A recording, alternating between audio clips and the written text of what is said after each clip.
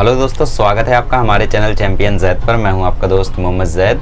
और दोस्तों, जैसा कि मैंने कहा था कि अगले लेक्चर में हम लोग कंटिन्यू करेंगे 1.3 को लॉजिक्स के, तो मैं लेकर आ चुका हूं प्रैक्टिस सेट 1.3 का लेक्चर।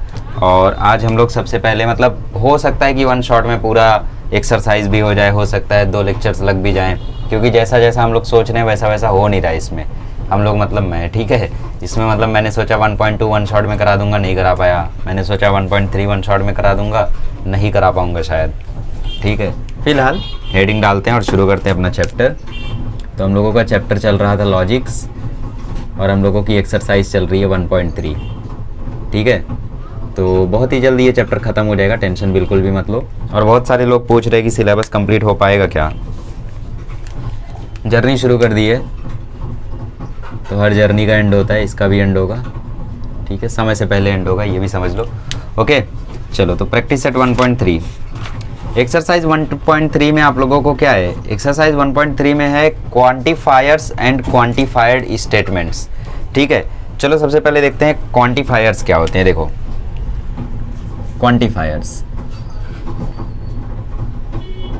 क्वांटिफायर्स जो बेसिकली आप लोगों को किसी स्टेटमेंट में किसी चीज़ की क्वांटिटी बताए, ठीक है।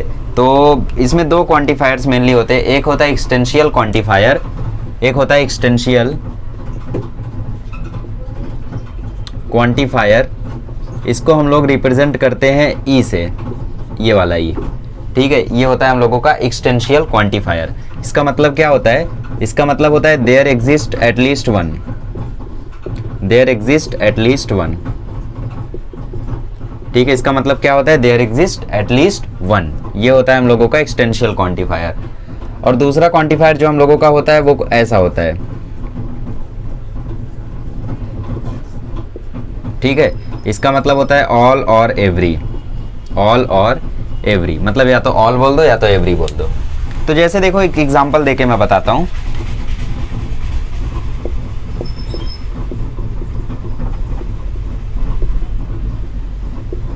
एक सेट आप लोगों को दिया गया है, सेट ए, और सेट ए में एलिमेंट्स हैं 1 2 3 4 5 6, ठीक है। 5 तक ही लेता हूं मैं फिलहाल, ठीक है, 5 तक ही लेता हूं मैं। तो आप लोगों को जैसे एक एग्जांपल में बोल दिया गया, देखो रीड कैसे करते हैं। There exist at least 1x, there exist at least 1x belongs to A such that x - 4 = 3। Statement पढ़ना समझो पहले। स्टेटमेंट कैसे पढ़ते हैं, there exist at least 1x which belongs to A such that x - 4 = 3। मतलब ये जो x की वैल्यू है ना, ये x की वैल्यू इस सेट में से होगी, और इस सेट में से कोई एक तो वैल्यू होगी, इस सेट में से कोई एक तो वैल्यू होगी जिसको x की जगह पे अगर हम लोग रखेंगे तो वो सेटिस्फाई कर जाएगा इस इक्वेशन को, ठीक है। देयर एग्जिस्ट एटलीस्ट 1, मतलब एक से ज्यादा अगर सेटिस्फाई कर रहा है तो भी चलेगा। तो फिलहाल आप लोग x की वैल्यूज यहाँ पे रख के देखो, सेट से कोई भी वैल्यू सेटिस्फाई नहीं कर रही है, तो ये स्टेटमेंट तो है, लेकिन इस स्टेटमेंट की ट्रूथ वैल्यू क्या है, f। ये कॉम्पिटिटिव लेवल पे नहीं है, ये आपको सिर्फ बोर्ड लेवल पे है, बट फिर भी आप लोगों के लिए समझना इसलिए जरूरी है क्योंकि बोर्ड में तो आ ही सकता है ना, इसलिए आप लोगों के लिए समझना जरूरी है, ओके। तो मैंने क्या बोला, मैंने बोला there exist at least 1x which belongs to A such that x - 4 = 3, ठीक है, सच दैट x - 4 = 3। तो भाई इन दिए हुए वैल्यूज में से कोई एक तो ऐसी वैल्यू होगी जो इस इक्वेशन को सेटिस्फाई करेगी, ठीक है। अच्छा, कर तो नहीं रही है, तो इसका मतलब इसकी ट्रूथ वैल्यू क्या है, f। अगर कोई सेटिस्फाई कर देता तो ट्रूथ वैल्यू क्या हो जाती, t। अच्छा, एक और एग्जांपल लेते हैं, दूसरा example, for all x belongs to a। इसको कैसे पढ़ेंगे, for all x belongs to a, या फिर for every x which belongs to a 8 - x ≤ 7। इसका मतलब इसमें से आप कोई भी वैल्यू डाल दो, हर एक वैल्यू के लिए, यहाँ पे ऑल बोला है ना, ऑल मतलब हर एक वैल्यू के लिए वो सेटिस्फाई करना ही चाहिए। लेकिन आप लोग देखोगे x की जगह अगर 1 डाल रहे हैं तो सेटिस्फाई कर रहा है, बट 2 डाल रहे हैं तो सेटिस्फाई नहीं कर रहा है, तो इसकी ट्रूथ वैल्यू क्या हो जाएगी, f हो जाएगी अगेन। अगर देयर एग्जिस्ट होता तो इसकी ट्रूथ वैल्यू t हो जाती। क्यों, क्योंकि एक वैल्यू तो सेटिस्फाई कर रही है ना, और इसका मतलब ही होता है एटलीस्ट 1। बट यहाँ पे क्या है, ऑल और एवरी, मतलब सारी वैल्यू सेटिस्फाई करनी चाहिए, बट सिर्फ एक वैल्यू ही सेटिस्फाई कर रही है, तो अगेन इसकी ट्रूथ वैल्यू क्या हो जाएगी, f हो जाएगी। तो इसी के बेसिस पे पूरा का पूरा आपका क्वेश्चन नंबर 1 दिया हुआ है, ठीक है। इसके बाद मैं आपको डुअल लिखना सिखाऊंगा। सबसे पहले हम लोग क्वेश्चन नंबर 1 सॉल्व कर लेते हैं, ठीक है। क्वेश्चन नंबर 1 सॉल्व करने के बाद हम लोग डुअल सॉल्व करेंगे, ठीक है। आइए क्वेश्चन नंबर 1 सॉल्व करते हैं। क्वेश्चन नंबर 1 में बोला है इफ a इक्वल टू 3, 5, 7, 9, 11, 12, ठीक है, a इक्वल टू ये सब है।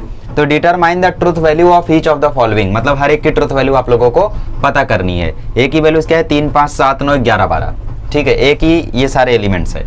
तो पहला क्वेश्चन बोला है फॉर ऑल एक्स, ये मेन क्वेश्चन नंबर 1, और पहला क्वेश्चन इसमें बोला है there exist at least 1 x belongs to a such that x minus 8 equal to 1, ठीक है। तो इसको सॉल्व कैसे करते हैं, यहाँ पे हम लोगों को सॉल्व कर करके देखना पड़ेगा, ठीक है। ऐसे करेंगे, देखो, सिंस a इक्वल टू 3, 5, 7, 9, 11, 12, ठीक है, therefore putting x equal to 3 minus 8 equal to -5 which is not equal to 1, ठीक है, पुटिंग x इक्वल टू 5, तो 5 minus 8 equal to -3 which is not equal to 1, ठीक है, पुटिंग, मतलब ऐसा एक एक करके आपको वहाँ पे दिखाना पड़ेगा कि इसमें से कौन सी वैल्यू सेटिस्फाई कर रही है। अगर ज़्यादा मार्क्स का है तो 3 मार्क्स का है तो सारे करके दिखाओ, अगर 2 ही मार्क्स का है तो सिर्फ आप वही पुट करके दिखा दो जिससे ये सेटिस्फाई कर रहा है, ठीक है। जैसे देखो, किससे ये सेटिस्फाई कर रहा है, ये सेटिस्फाई कर रहा है 9 से ना, तो ऐसे आप लोग लिख सकते हो therefore for x equal to 9 minus 8 equal to 1 LHS equal to RHS, therefore truth value is equal to t, ठीक है। फिलहाल देख लेते हैं हम लोग सबको, तो 7 minus 8 equal to -1 which is not equal to 1 again, putting x equal to 9 minus 8 equal to 1 which is equal to 1, therefore x equal to 9 satisfies the equation, ठीक है। क्या इसका मतलब हमें 11 और 12 नहीं चेक करना है, 11 और 12 भी चेक करना है, ठीक है। पुटिंग x इक्वल टू, क्योंकि ऐसा भी हो सकता है ना कि एक से ज़्यादा वैल्यूज भी सेटिस्फाई कर जाएं, so putting x equal to 11 minus 8 equal to 3 which is not equal to 1 again, putting x equal to 12 minus 8 equal to 4 which is not equal to 1। ये तामझाम आपको नहीं करना है, ठीक है। आपको बेसिकली सिर्फ वही वाला वैल्यू पुट करके चेक करना है जो सेटिस्फाई कर रहा हो, बट बाई चांस हो गया अगर 3 मार्क्स के लिए आ गया तो आप लोग ऐसा पूरा लंबे में सॉल्व कर सकते हो, ठीक है। x equal to 9 satisfies the equation x minus 8 equal to 1, ठीक है, therefore at least 1 value satisfies the equation, ठीक है, at least 1 value satisfies the equation, determine the truth value भी बोला है, ठीक है, satisfies the equation, therefore truth value is equal to t। अच्छा एक बात बताओ, अगर यहाँ पे आप लोगों को फॉर ऑल लिख दिया होता तो ट्रूथ वैल्यू क्या होती, तो ट्रूथ वैल्यू f हो जाती, ठीक है। तो ट्रूथ वैल्यू क्या हो जाती, f हो जाती, क्यों, क्योंकि हर कोई थोड़ी ना सेटिस्फाई कर रहा है इसको, सिर्फ एक ही वैल्यू सेटिस्फाई कर रही है जो कि x इक्वल टू 9 है, समझ गए ना लिखना। चलो तो क्वेश्चन नंबर 2, 3, 4, 5, 6 खटाखट से उड़ा देते हैं। चलो क्वेश्चन नंबर 2 की ओर बढ़ते हैं। क्वेश्चन नंबर 2 में बोला है for all x belongs to a x square plus x is an even number. तो इसमें आप लोगों को हर एक x के लिए सॉल्व करना ही पड़ेगा, ठीक है, क्योंकि आप लोगों को फॉर ऑल बोल दिया है यहाँ पे। पिछले वाले क्वेश्चन में आप डायरेक्टली अगर x इक्वल टू 9 करके लिख देते कि भाई x इक्वल टू 9 सेटिस्फाई कर रहा है देयरफॉर ट्रूथ वैल्यू t है, तो चल जाता, बट यहाँ पे नहीं चलेगा, क्यों, क्योंकि यहाँ पे आप लोगों को फॉर ऑल बोल दिया है, ठीक है। तो फॉर ऑल बोल दिया तो हमें हर एक के लिए चेक करना पड़ेगा, ठीक है। चलो तो और इक्वेशन भी ऐसा है कि हमें चेक करना ही पड़ेगा, जैसे अभी तीसरा वाला है, तीसरे वाले में चेक करने की जरूरत नहीं, क्योंकि हमें पता है किसी भी चीज़ का स्क्वायर कभी भी नेगेटिव हो ही नहीं सकता है। कभी ऐसा सुना है क्या कि 3 का स्क्वायर नेगेटिव हो गया, 9 नेगेटिव हो गया, ऐसा हो ही नहीं सकता ना। तो थर्ड वाले में नहीं जरूरत है, बट इसमें है। तो देखो, put x equal to 3 therefore 3 का स्क्वायर प्लस 3 इक्वल टू 12, ठीक है। Put x equal to 5 therefore 5 का स्क्वायर प्लस 5 इक्वल टू 30, ठीक है। Put x equal to 7 therefore 7 का स्क्वायर प्लस 7 इक्वल टू 56।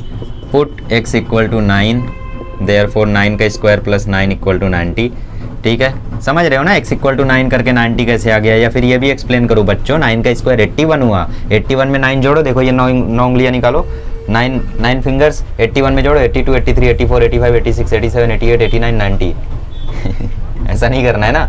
11 का स्क्वायर प्लस 11 कितना हो गया, 132। Put x equal to 12, x equal to 12 put किया तो 12 का स्क्वायर प्लस 12 कितना हो गया, 156, ठीक है।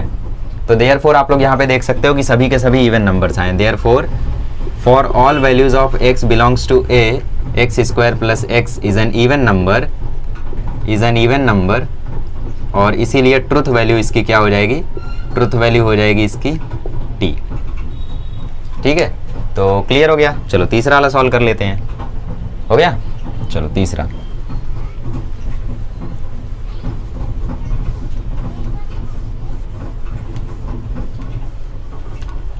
तीसरा क्वेश्चन है यहाँ पे, at least there exist at least one x which belongs to A such that x square is equal to g is less than zero.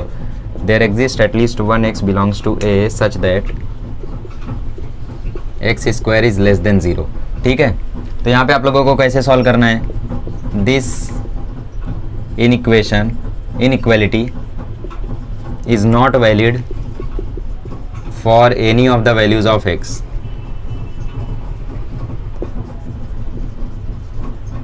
Value of x. ठीक है, देख सकते हो यार, ये जो इनइक्वालिटी दे रखी है ये किसी के लिए भी वैलिड नहीं है, किसी का भी स्क्वायर कर दो नेगेटिव थोड़ी आ जाएगा।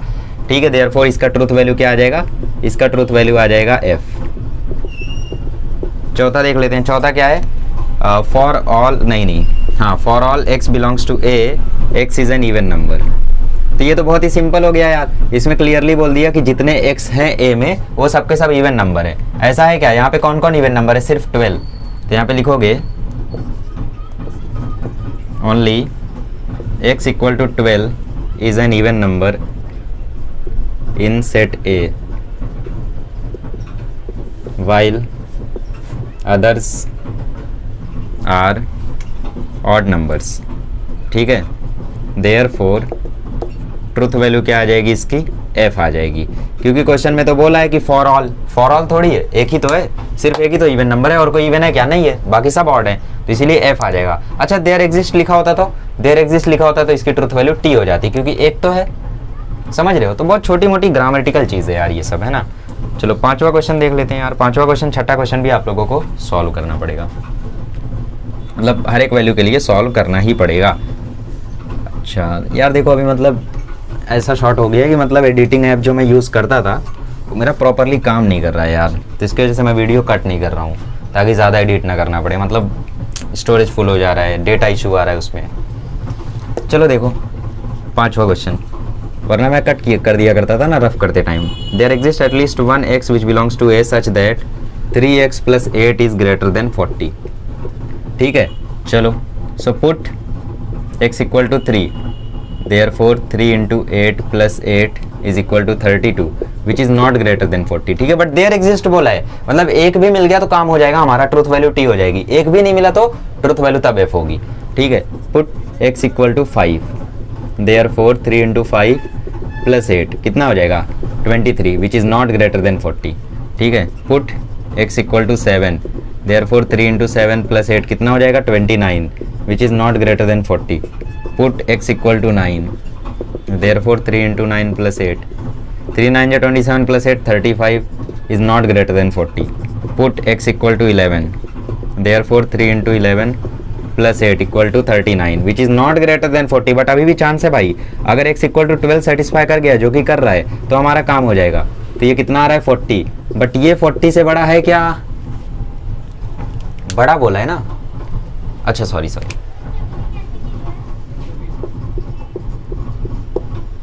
ठीक है, क्योंकि 3 12 या 36 + 8 44 होता है, तो क्योंकि x इक्वल टू 12 सेटिस्फाई कर चुका है, तो ये प्रूफ हो गया कि एटलीस्ट एक x तो a में ऐसा है जो इस इक्वेशन को सेटिस्फाई कर रहा है। और वही बोला था, there exist at least one x belongs to a such that 3x + 8 is greater than 40 and that x is 12। तो देयरफॉर इसकी ट्रूथ वैल्यू क्या हो जाएगी, इसकी ट्रूथ वैल्यू हो जाएगी t। क्लियर, समझ में आ गया। चलो छठा क्वेश्चन बता देता हूँ।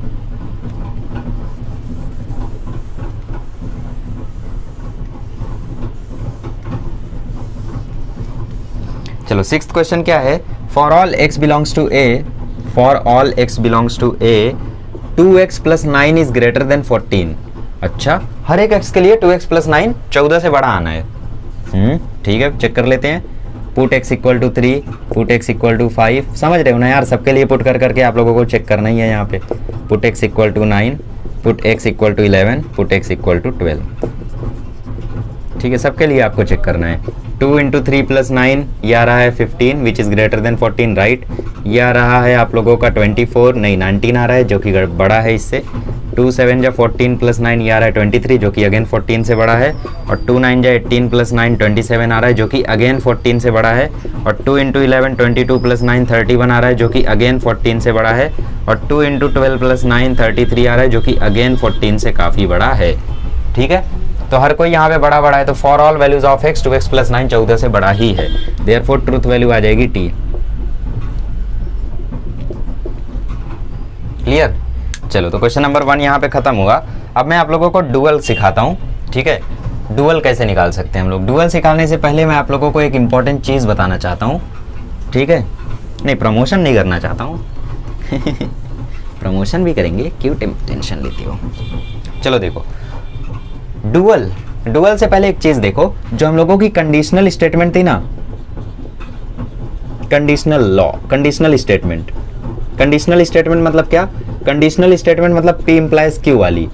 तो P इम्प्लाइज Q जो होता है ना यार, P इम्प्लाइज Q, इसको अगर हम लोग कंजंक्शन निगेशन के फॉर्म में अगर लिखना चाहें तोड़ के, तो इसको हम लोग लिख सकते हैं निगेशन P डिसजंक्शन Q।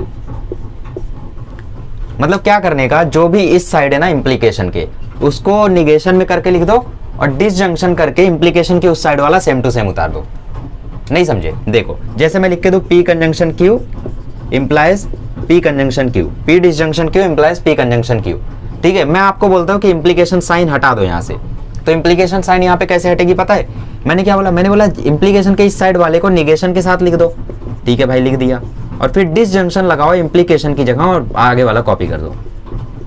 ये हो गया। तो इम्प्लीकेशन हटा के हम लोग ऐसे लिखते हैं, ठीक है। तो P इम्प्लाइज Q का जो शॉर्टेड फॉर्म होता है वो होता है निगेशन P डिसजंक्शन Q। रट्टा मार लो, negation P disjunction Q, negation P disjunction Q। Proof चाहिए? देखो, P Q negation P, P negation P disjunction Q और P इम्प्लाइज Q।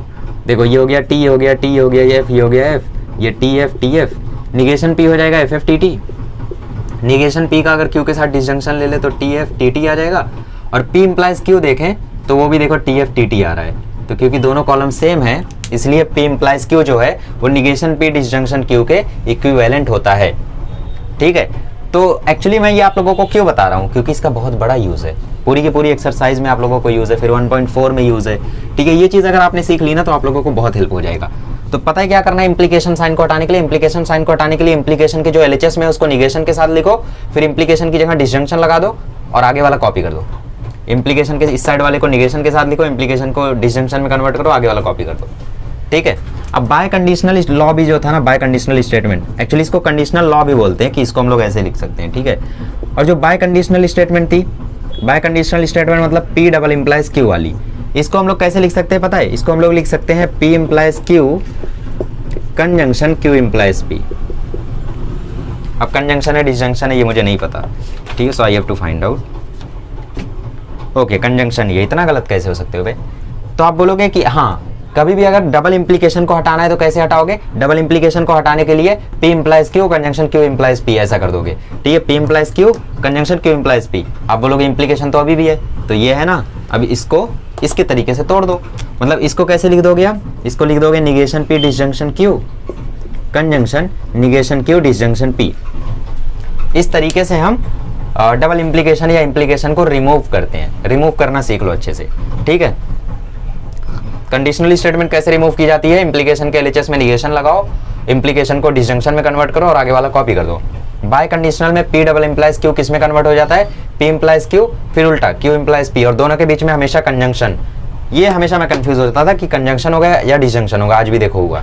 लेकिन कैसे करना है इसको? ट्रुथ टेबल बना लेना। अगर कभी कंफ्यूजन हो जाए तो ट्रुथ टेबल बना के चेक कर लेना कि दोनों सेम सेम कब आ रहे हैं। डिसजंक्शन लगाओगे तो सेम सेम नहीं आएंगे, कंजंक्शन लगा के सॉल्व करोगे तो सेम सेम आएंगे। प्रूफ कर दूं, देखो PQ, P double implies Q, P implies Q, Q implies P, और इन दोनों का कंजंक्शन देखो, प्रूफ कर देता हूँ। TTFF, TFTF, P double implies Q आ गया TTFF, ठीक है। P इम्प्लाइज Q आ गया TFTT, और Q इम्प्लाइज P आ जाएगा TFT।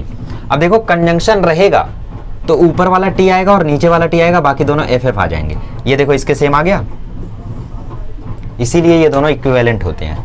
ठीक है। अच्छा, अगर डिसजंक्शन होता तो देखो सारे TT आ रहे हैं, इसीलिए डिसजंक्शन हम लोग यहाँ पे नहीं लगा सकते। डिसजंक्शन लगा देंगे तो वो टोटोलॉजी हो जाएगा, गलत हो जाएगा। ठीक है, तो फिलहाल आप लोगों को रट्टा मार के रखना है कंडीशनल लॉ और बाय कंडीशनल लॉ। ठीक है, चलो अब मैं आप लोगों को डुअलिटी सिखाता हूँ।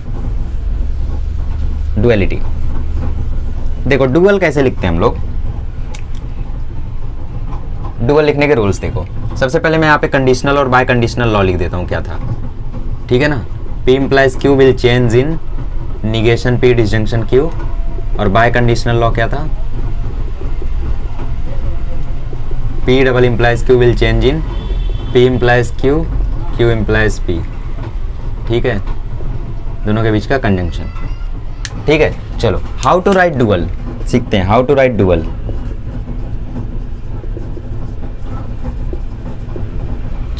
आइए डुअल लिखना सीखते हैं। डुअलिटी का सबसे पहला रूल, एक्चुअली हम लोग रूल्स सीख रहे हैं, ठीक है, रूल्स।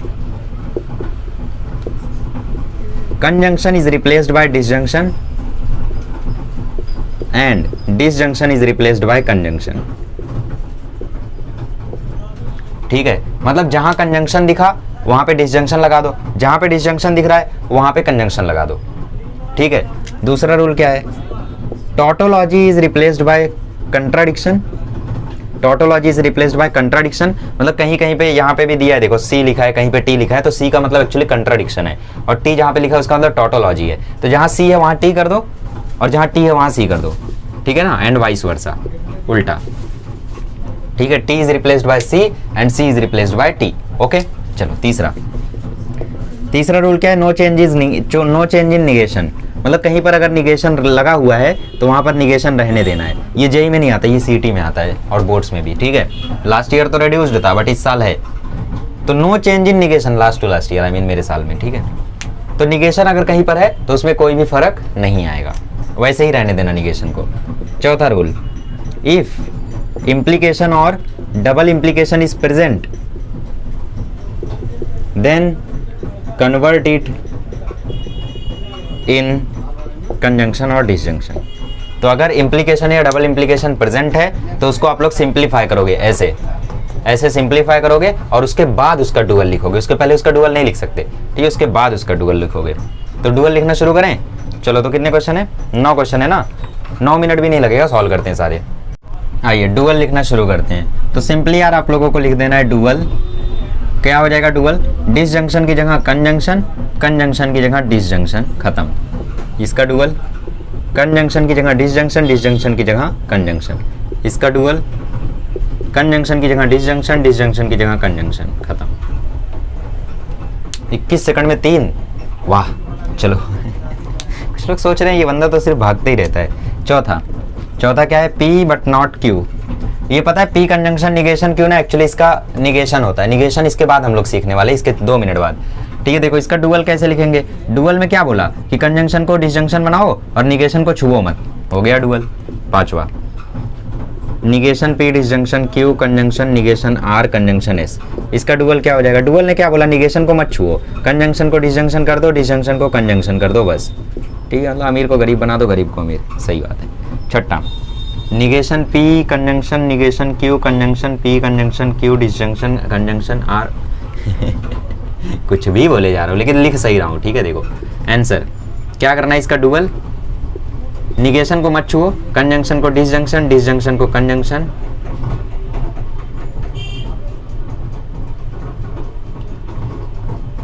ठीक है, और निगेशन को मत छुओ, सिंपल। चलो 7वां क्वेश्चन करते हैं। Negation P disjunction Q conjunction P disjunction negation Q conjunction negation S। ठीक है, देखो निगेशन को मत छुओ, कंजंक्शन को डिसजंक्शन कर दो,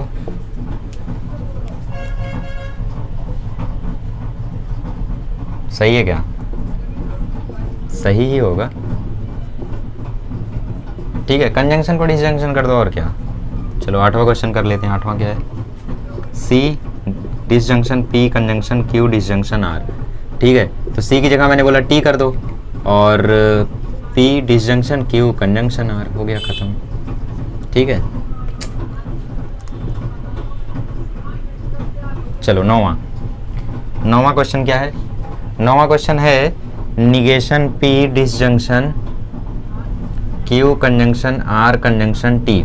ठीक है, कैसे, निगेशन को मत छुओ, डिसजंक्शन को कंजंक्शन, कंजंक्शन को डिसजंक्शन, और T को C बना दो। ठीक है, 10वां, P disjunction Q disjunction C, तो P conjunction Q conjunction T, खत्म हो गया सब। चलो आगे बढ़ते हैं और निगेशन लिखना सीखते हैं। आइए दोस्तों हम लोग लिखना सीखते हैं अब निगेशन। ठीक है, तो निगेशन कैसे लिखते हैं, रूल्स टू राइट निगेशन।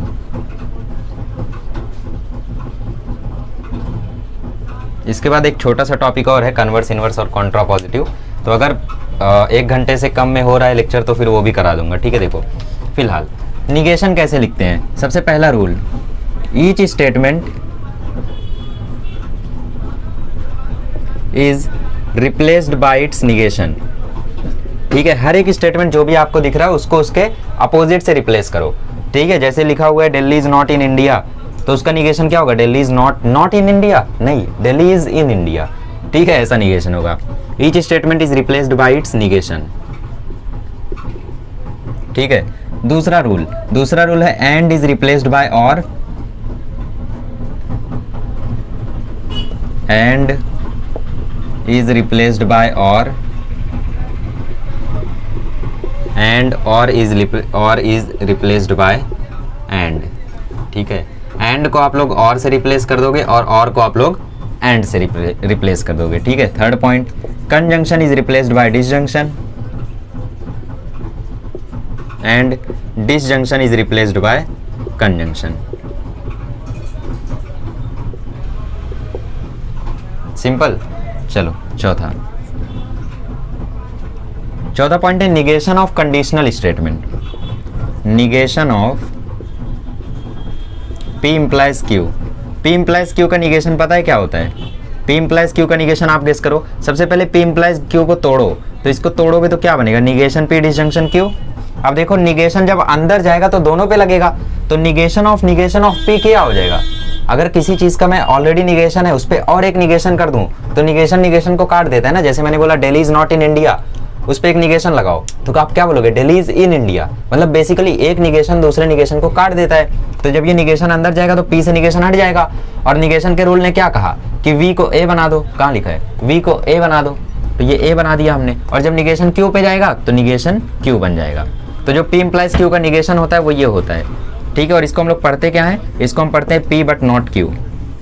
इसको हम पढ़ते हैं P बट नॉट Q। ठीक है, अच्छा पांचवा रूल क्या है, पांचवा रूल है negation of by conditional statement. मतलब जो दूसरी चीज लिखी हुई है, मतलब P डबल इम्प्लाइज Q का निगेशन क्या होता है। तो negation of P double implies Q देखो कैसे लिखेंगे। सबसे पहले क्या करो, डबल इम्प्लाइज Q को तोड़ो। कैसे तोड़ोगे, P implies Q conjunction Q implies P, ऐसे आपने तोड़ दिया। ठीक है, अब P इम्प्लाइज Q को आप लोगों लिखोगे निगेशन P डिसजंक्शन Q, और इसको लिखोगे negation Q disjunction P।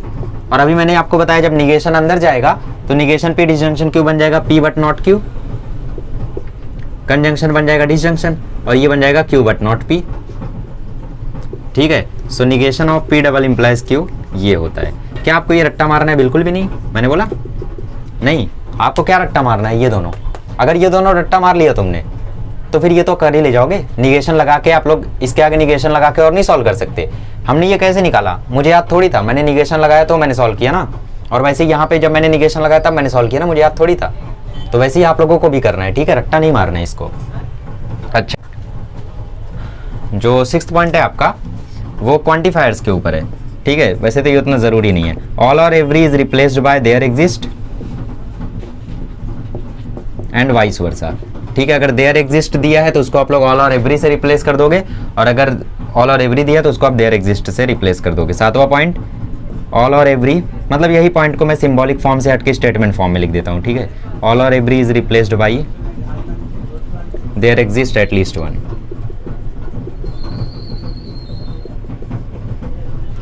Clear, आगे समझ में। चलो ठीक है, तो ये रूल्स आप लोगों को समझ में आ गए होंगे निगेशन लिखने के लिए। तो चलो निगेशन लिखना शुरू करते हैं। क्वेश्चन नंबर 3 में कितने क्वेश्चन है, 9 क्वेश्चन हैं। 9 मिनट भी लगेगा इसमें लगेगा। ठीक है, थोड़े बड़े क्वेश्चन हैं तो ऑब्वियसली इसमें स्टेटमेंट वाइज भी आप लोगों को लिखना है। ठीक है, तो चलो क्वेश्चन नंबर 3 करना शुरू करते हैं, देखते हैं जो लगेगा। चलिए क्वेश्चन नंबर 3 सॉल्व करते हैं। क्वेश्चन नंबर 3 में पहला क्वेश्चन क्या है, देखो क्वेश्चन नंबर पहला है x + 8 > 11 और y - 3 इज इक्वल टू 6। ठीक है, तो हमें क्या करना है, इसमें स्टेटमेंट्स बनानी है, उसके बाद उसका निगेशन लिखना है। ठीक है, देयरफॉर देखो कैसे, लेट P हमारा बन गया x + 8 इज > 11 और Q हमारा बन गया y - 3 इक्वल टू 6। अच्छा, इसका सिंबॉलिक फॉर्म क्या हो जाएगा, जैसे सिंबॉलिक फॉर्म हम लोग लिखा करते थे ना 1.1 में, वैसे लिखो। ये आपका P है ये आपका क्यू है, दोनों के बीच में और है, इसका मतलब डिसजंक्शन। अब हमें क्या लिखना है इसका निगेशन, तो निगेशन क्या हो जाएगा, negation of P disjunction Q is equal to negation of P disjunction Q क्या हो जाएगा, निगेशन अंदर जाएगा दोनों के साथ लगेगा, तो ये हो गया negation P, disjunction is converted into conjunction और निगेशन इसके साथ भी लग जाएगा, ठीक है। देयरफॉर आंसर आ जाएगा x + 8 ग्रेटर देन 11 था, अभी निगेशन कर देना है तो लेस देन इक्वल टू 11, और ये कंजंक्शन आ गया मतलब और इज रिप्लेस्ड बाय एंड, और निगेशन क्यू मतलब y - 3 इक्वल टू 6 था, अभी नॉट इक्वल टू 6 है, मतलब y - 3 is not equal to 6। समझ आ गया। चलो क्वेश्चन नंबर 2 कर लेते हैं।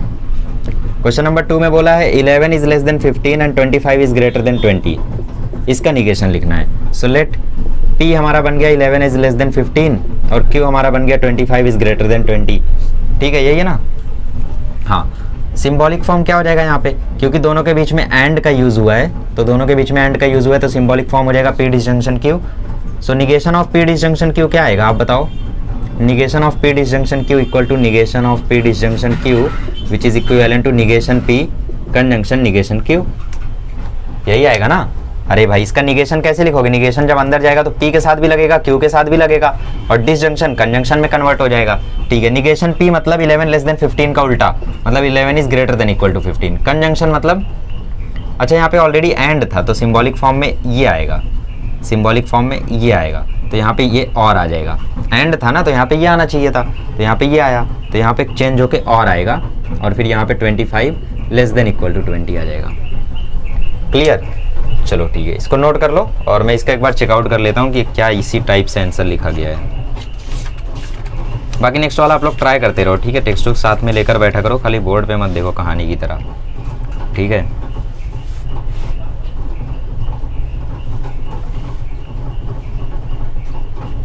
पीछे आंसर गलत दिया गया है, पीछे एंड ही रह गया है, तो एंड तो नहीं रहना चाहिए, एंड और में कन्वर्ट होगा ही होगा, ठीक है। तो पीछे सही कर लेना टेक्स्ट बुक में, हम गलत नहीं हो सकते, टेक्स्ट बुक गलत हो सकती है, क्योंकि मुझे वही लगा कि मतलब यार, खैर छोड़ो आगे बढ़ते हैं, ठीक है। क्वेश्चन नंबर 3 करते हैं। क्वेश्चन नंबर 3 है quadrilateral is a square if and only if it is a rhombus. Quadrilateral is a square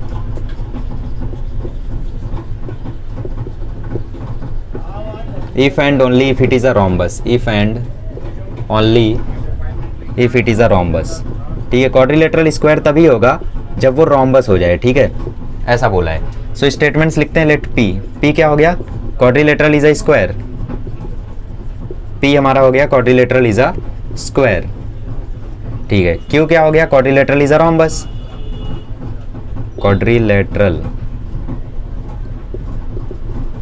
quadrilateral is a rhombus. Symbolic form क्या हो जाएगा इसका, सिंबॉलिक फॉर्म हो जाएगा इसका P डबल इम्प्लीकेशन Q, ठीक है। तो इसका निगेशन क्या हो जाएगा, negation of P double implication Q। चलो फिर से इसका निगेशन लिखना सिखाऊं, सिखाइए, आप 100 बार सिखाएंगे, हम 100 बार सीखेंगे।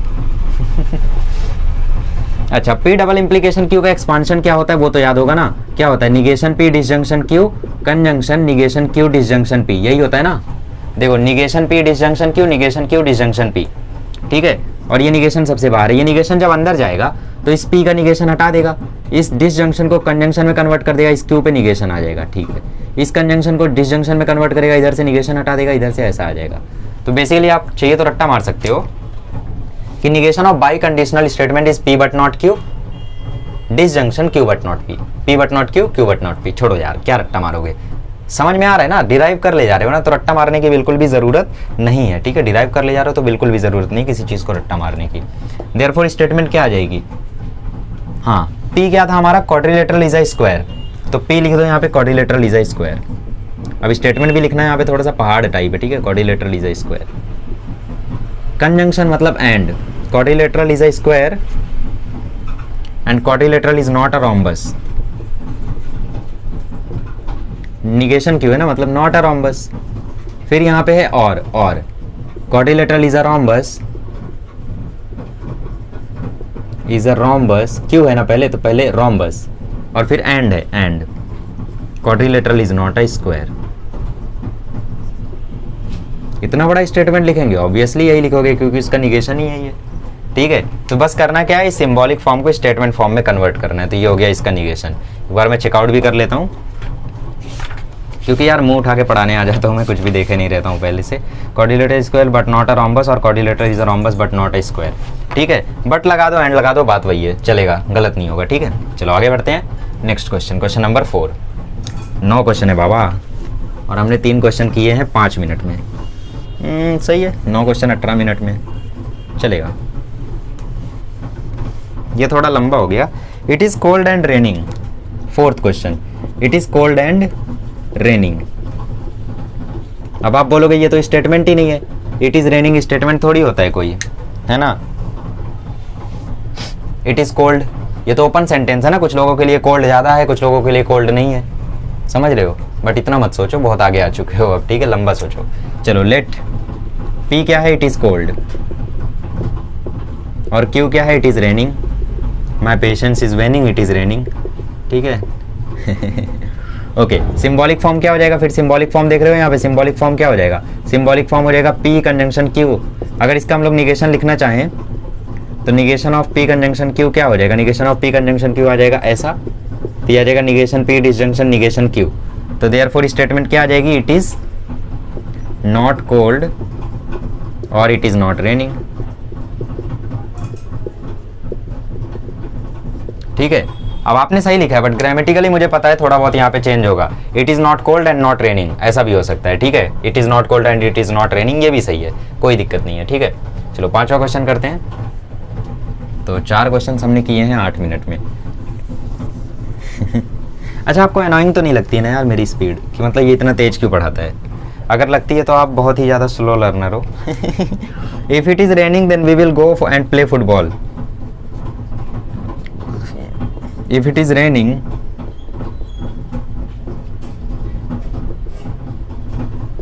then we will go and play football.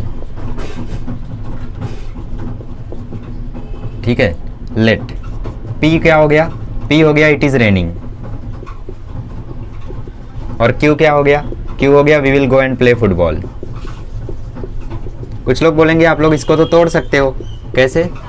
ऐसे तोड़ सकते हो ना, we will go, we will play football, P Q R, 3 statement में तोड़ सकते हो। ज़रूरत नहीं है, क्योंकि मेनली आपको इसी स्टेटमेंट का निगेशन लिखना है, तो आपको वही करना है, ज़्यादा दिमाग नहीं लगाना है। ठीक है, सिंबॉलिक फॉर्म क्या आएगा? सिंबॉलिक फॉर्म आ जाएगा पी इम्प्लाइज क्यू, और निगेशन क्या होता है पी इम्प्लाइज क्यू का? P but not Q. हाँ, तो फिलहाल इसका आंसर लिखते हैं। देखो, पी हमारा क्या था? It is raining, so it is raining. फिर क्या है? कंजंक्शन मतलब एंड। निगेशन, तो इस पूरे का निगेशन कर देना है आपको। इसका निगेशन क्या होगा? इसका निगेशन होगा वी विल नॉट गो और we will not play football, या फिर डायरेक्ट और नॉट प्ले फुटबॉल। ठीक है, एंड को और में कन्वर्ट करोगे ना। एक्चुअली जो आप लोगों का क्यू है वो अपने आप में एक स्टेटमेंट है, तो क्यू का भी निगेशन होगा ना, तो क्यू का पूरा का निगेशन होगा। तो पूरा निगेशन कैसे होगा? We will not go, and किस में कन्वर्ट होगा? और में, और play football not play football में कन्वर्ट हो जाएगा। ठीक है, तो इस तरीके से ये चेंज हुआ। एक्चुअली इसको पी क्यू आर में करना था, बट ठीक है, चलता है। ठीक है, चलो 6ठा क्वेश्चन करते हैं हम लोग।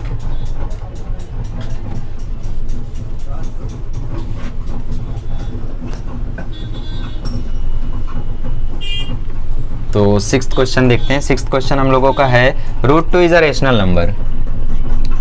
6th क्वेश्चन है √2 इज अ रेशनल नंबर। ठीक है, तो इसका निगेशन मैं तो बोलता हूँ डायरेक्टली लिख दो, √2 is not a rational number. खत्म। और कुछ दिमाग लगाना था क्या इसमें? नहीं लगाना था। चलो 7वां कर लें। तो ज़बरदस्ती लगाया भी मत करो, कुछ लोग ज़बरदस्ती नहीं दिमाग लगाने लगते हैं। All natural numbers are whole numbers. ठीक है, तो ऑल हम लोगों का किस में कन्वर्ट होगा? एटलीस्ट में, मतलब कुछ में। तो एक्चुअली इसको आप लोग सम करके लिख सकते हो। ठीक है, तो सम नेचुरल नंबर्स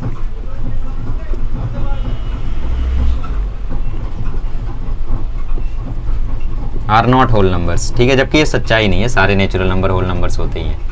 ठीक है, आर नॉट होल नंबर्स। चलो 8वां क्वेश्चन करते हैं। For all n belong to n, n² + n + 2 is divisible by 4। ठीक है, चलो इसको सॉल्यूशन लिखते हैं। फॉर ऑल कन्वर्ट हो जाएगा इसमें, n not belongs to n हो जाएगा, n² + n + 2 is not divisible by 4 हो जाएगा। ठीक है, पूरा निगेशन कर दिया हमने। अभी स्टेटमेंट ये, तो इसमें क्या बता दूं? There exist at least one x belongs to n such that x minus 17 is less than 20। ठीक है, तो आंसर कैसे हो जाएगा, for all x belongs to n, ये एक्चुअली ऐसा नहीं आएगा, आई थिंक बिलोंग्स टू रहेगा। ठीक है, बिलोंग्स टू रहेगा यहाँ पे, वो मैंने गलती से कर दिया था। एटलीस्ट सिर्फ ये चेंज होगा, ये देयर एग्जिस्ट कन्वर्ट हो गया फॉर ऑल में, तो for all x belongs to n such that x minus 17 is greater than equal to 20। Simple. कैसे लिखा हम लोगों ने, देखो for all n belongs to n था, तो हमने बोला था फॉर ऑल को हम लोग देयर एग्जिस्ट में कन्वर्ट कर देंगे, कर दिया। n belongs to n, n square plus n plus 2 is divisible by 4 था, नॉट डिविजिबल बाय 4 कर दिया, सिंपल। अब यहाँ पे फॉर देयर एग्जिस्ट था, तो हमने फॉर ऑल में कन्वर्ट किया, x belongs to n such that, इसमें x माइनस 17 लेस देन 20 था, तो हमने उसको निगेशन में कन्वर्ट कर दिया ग्रेटर देन इक्वल टू 20 में। क्लियर, समझ में आ गया। तो ये निगेशन वाला पार्ट भी हम लोगों का खत्म हुआ। खैर ये निगेशन वाला पार्ट आगे बहुत इंपॉर्टेंट है, 1.4 में दोबारा से आएगा, तो ज़्यादा टेंशन आप लोग मत लो, बट हाँ ये सब चेंज करना सीख के रखो। ठीक है, ऐसे क्वेश्चन आ सकते हैं एग्जाम में, सिंपल वाले। ठीक है, वो क्वाड्रिलेटरल वाला नहीं आएगा उतना बड़ा, उसका टेंशन मत लो। चलो अब हम लोग सीखते हैं कन्वर्स, इनवर्स और कंट्रा पॉजिटिव क्या होता है। अब देखो कन्वर्स, इनवर्स और कंट्रा पॉजिटिव बहुत ही ज़रूरी है, क्योंकि आप लोगों को कॉम्पिटिटिव लेवल पे भी काम आएगा। तो देखो सबसे पहले देख लेते हैं कंडीशनल स्टेटमेंट। कंडीशनल स्टेटमेंट क्या होती है, कंडीशनल स्टेटमेंट होती है P इम्प्लाइज Q। ठीक है, अच्छा तो कन्वर्स क्या होता है, कन्वर्स मतलब इसका अपोजिट, Q इम्प्लाइज P। ऐसा होता है, हाँ ऐसा होता है। ठीक है, कंट्रा पॉजिटिव क्या होता है, कंट्रा पॉजिटिव मतलब दोनों साइड निगेशन लगा दो और सेम टू सेम लिख दो, negation Q implies negation P। अच्छा एक और होता है इनवर्स। इनवर्स क्या होता है, इनवर्स मतलब कंडीशनल स्टेटमेंट में दोनों साइड निगेशन लगा लो। ठीक है, तो negation Q implies negation P is कंट्रा positive of this, Q implies P is converse of P implies Q। देखो आप लोग टेक्स्ट बुक नंबर 15 में देख सकते हो। ठीक है, आप लोगों को सब कुछ चीज़ें मिल जाएंगी यहाँ पे। अच्छा तो हम लोग लिखेंगे कैसे, इसका यूज़ कैसे होगा, इसका यूज़ ऐसे होगा कि आपको स्टेटमेंट दी हुई होगी और बोलेगा कि इसका कंट्रा पॉजिटिव लिखो। ठीक है, तो फिलहाल हम लोग ये चीज़ें साइड में लिख लेते हैं और क्वेश्चन सॉल्व कर डालते हैं। 4 क्वेश्चन है, हर एक क्वेश्चन को कर डालते हैं। ठीक है, कन्वर्स, कॉन्ट्रा पॉजिटिव। देखो मैं कन्वर्स के बाद हमेशा कॉन्ट्रा पॉजिटिव रखता हूँ, क्यों पता है, क्योंकि कन्वर्स क्या होता है, Q इम्प्लाइज P, तो कॉन्ट्रा पॉजिटिव क्या हो जाएगा, कॉन्ट्रा पॉजिटिव दोनों साइड निगेशन लगा दो, वही हो जाएगा। अच्छा इनवर्स, P इम्प्लाइज Q में दोनों साइड निगेशन लगा दो, negation P implies negation Q, हो गया। ठीक है, मिटा दूं। तो यार सॉल्व एग्जांपल करके देखते हैं, मतलब क्वेश्चन करके देखते हैं, तब आप लोगों को समझ में आएगा। A family becomes literate if the women in it is literate. सबसे पहले हम लोग क्वेश्चन नंबर 1 ना लेके ठीक है क्वेश्चन नंबर 1 ही लेते हैं। If x is less than y then x square is less than y square. ठीक है, X Y belongs to real number, तो X Y belongs to real number मैं नहीं लिख रहा हूँ। क्यों नहीं लिख रहे हो, ठीक है भाई लिख लिया खुश। तो ये हम लोगों का क्या है, हम लोगों का कंडीशनल स्टेटमेंट है। ठीक है, ऐसे लिखोगे, देखो लेट p क्या दिया है, x less than y, q क्या दिया है, q दिया है x square less than y square. ठीक है, इसका सिंबॉलिक फॉर्म क्या हो जाएगा, इसका सिंबॉलिक फॉर्म हो जाएगा p इम्प्लाइज q। ठीक है, चलो कन्वर्स देखते हैं। कन्वर्स हो जाएगा Q इम्प्लाइज P, इसका मतलब इसका कन्वर्स स्टेटमेंट क्या होगा, इसका कन्वर्स स्टेटमेंट इसका उल्टा हो जाएगा। मतलब इफ Q क्या था, x square is less than y square, implication मतलब देन P क्या था, P x is less than y, ये होता है कन्वर्स। अच्छा कॉन्ट्रा पॉजिटिव क्या हो जाएगा, कॉन्ट्रा पॉजिटिव मतलब दोनों साइड निगेशन लगा दो, negation Q implies negation P। So if x square is not equal to y square then x is not less than y। If x square is not less than y square then x is not less than y।